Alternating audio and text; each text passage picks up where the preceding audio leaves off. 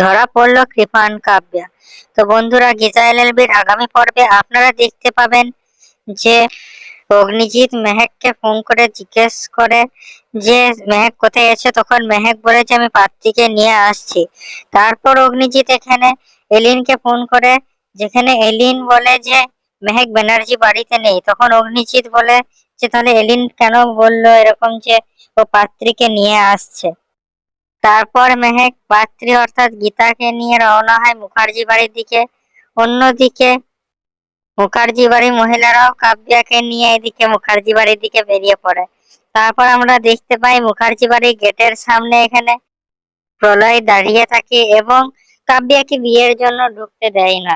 যেখানে অগ্নিজিৎ প্রলয়কে বলে যে তুই সিন ক্রিয়েট করিস না, কাব্যাকে বিয়ের জন্য যেতে দে। তখন কাব্যাকে প্রলয় বলে যে তুমি এই সংসারে এসে এই সংসারে গীতার জায়গা নিতে পারবে ভাবতে পারছো। যেখানে এই কথাটা কাব্যার গায়ে লেগে যায় এবং সে প্রলয়কে কথা শোনায়। অন্যদিকে আমরা দেখতে পাই সাত্বিক স্বস্তিককে নিয়ে বিয়ের জন্য চলে এসেছে। যেখানে সাত্বিক আর প্রলয় গীতার হয়ে কথা বলে। তখন অগ্নিজিৎ তাদেরকে বলে যে যদি তোমাদের কোনো অসুবিধা হচ্ছে তাহলে তোমরা এই বিয়ে থেকে যেতে পারো। যেখানে পুরোহিত তারপর পণ্ডিত ঘোষণা করে যে শুভ দৃষ্টির সময় চলে এসছে। তারপর শুরু হয় স্বস্তিক আর কাব্যের শুভ দৃষ্টি, যেখানে লাইটটা চলে যায়। তারপর সবাই ভাবতে লেগে যায় যে শুভ দৃষ্টির আগে কি করে লাইটটা চলে গেল। তারপর অগ্নিজিৎ বলে যে কেউ গিয়ে জলদি পাওয়ার কাটটা ঠিক করে আসো। তখন গীতা এসে বলে যে কিচ্ছু ঠিক করার দরকার নেই। তখন সবাই দেখে যে কেউ একটা কোণের সাজে এসে হাতে মোমবাতি ধরে ঘুঙুরের আওয়াজ করে এগিয়ে আসে। তারপর মেহেকের কথা শুনে কাব্যা পান পাতা হটালে হয়ে যায় শুভ দৃষ্টি, কিন্তু সেটা হয় কাব্যা আর গীতার মধ্যে। যেখানে গীতাকে দেখে কাব্যা ভয়ে চিৎকার করে ওঠে। যেখানে কৃপান রাগে এগিয়ে আসলে গীতা তাকে এক চড় মারে ও নিজের ঘোমটাটা তুলে। তখন কৃপান তাকে দেখে একদম হতভম্ব হয়ে যায় এবং বলে যে এটা হতে পারে না, এটা গীতা নয়। যেখানে গীতা বলে যে আমি অ্যাডভোকেট গীতা এলএলবি আর আমি এই ঘরের পুত্রবধূ। তারপর গণেশ আর পদ্ম সেখানে চলে আসে এবং গণেশ বলে যে আমরা এগুলো সবকিছুই জানতাম এবং এগুলো আমাদের প্ল্যান ছিল।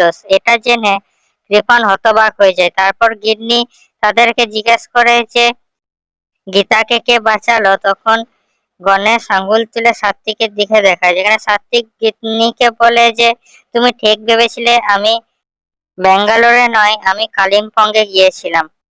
আমি যদিও কালিম্পং গিয়েছিলাম গীতাকে বাঁচাতে, কিন্তু তার আগেই কৃপান গীতাকে ধাক্কা দিয়ে দিয়েছিল। তারপর আমরা দেখতে পাই যে কৃপান এটা হতে পারে না করে দৌড়ে পালাতে থাকে। তখনই পঙ্কজ তাকে ধরে নেয়। তখন মেহেক প্রজেক্টরে গীতার সঙ্গে যা যা ঘটেছিল সেগুলো দেখায়। সেটা দেখে কৃপান বলে যে এগুলো সব সাজানো নাটক। তখন পঙ্কজ তার সাথীগুলোকে নিয়ে আসলে কৃপানের আর কিছু বলার থাকে না। তারপর গীতা এসে কৃপানকে একটা চড় মারে। তারপর কিরণকান্তি অগ্নিজিৎকে বলে যে আপনি কিছু বলবেন না। যেখানে অগ্নিজিৎ বলে যে আপনি আমার উপর সন্দেহ করলেন না যে আপনার ছেলে একটা খুনি হওয়ার পর আপনার মেয়েকে আমি নিজের বাড়িতে পুত্রবধূ হিসাবে আনবো। মেহেকের কাছ থেকে সত্যিটা জানার পর থেকে যা যা এখানে ঘটেছে সেগুলো সবগুলোই একটা নাটক। তারপর অগ্নিজিৎ পঙ্কজকে বলে যে আপনি কৃপানকে একটু পর নিয়ে যাবেন। আমার প্রিয় পুত্রবধূ ফিরে আসার খুশিতে যে খাবারগুলো বানানো হয়েছিল কৃপান সেগুলো খেয়ে যাক। তো কি লাগছে বন্ধুরা? এরপর কি কাব্যা এখানে গীতার কাছ থেকে কোনো বদলা নেবে? বলুন আমাদের কমেন্টে। আমাদের ভিডিওটা লাইক করুন, আমাদের চ্যানেলটা সাবস্ক্রাইব করুন এরকম আরো আপডেটস এর জন্য।